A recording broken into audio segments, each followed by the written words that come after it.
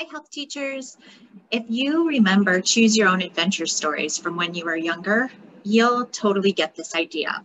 It's a make your own adventure activity for high school students focusing on National Health Standard 5 decision making. Students use a Google Slides template to create a choose your own adventure activity for their peers, or maybe even your younger middle grade students. First, they select a high stakes health scenario. There are 7 for them to choose from, ranging from things like dating violence to mental health to opioid addiction, alcohol, and drugs. If students prefer, they can come up with their own scenario.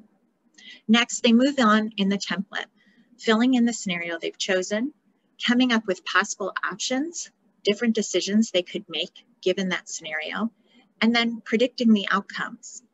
After they've predicted outcomes, they'll come up with additional choices that they could make, knowing that decisions always exist in a sequence and never in isolation. At the end, they'll answer some reflection questions about the process.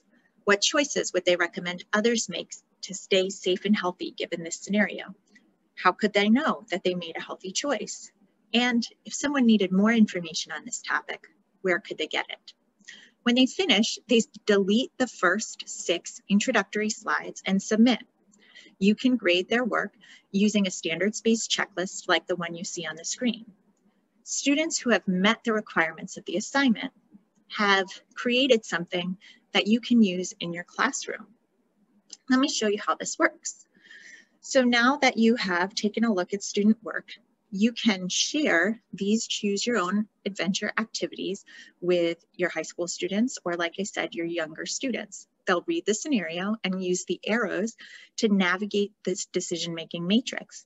For example, if they want to choose the first option, they would click on that first arrow. They would find out what happened, and then they would continue on to see what selections they might be able to make in the next scenario. Eventually, they would get to the end of the story and see what the final outcome was. Students could continue experimenting by starting over right from the beginning and working through the scenarios again. There's really endless possibilities of which way they can go and to explore what might happen when experimenting with drugs and alcohol, when helping a friend who is feeling helpless, when dealing with a violent relationship. This helps expose our students to a variety of health content while allowing them to practice decision-making skills. It's all part of a larger lesson where students can learn about decision-making, analyzing influences, and finding valid sources of health information. To learn more, check out Health at School on Teachers Pay Teachers. Have a great day.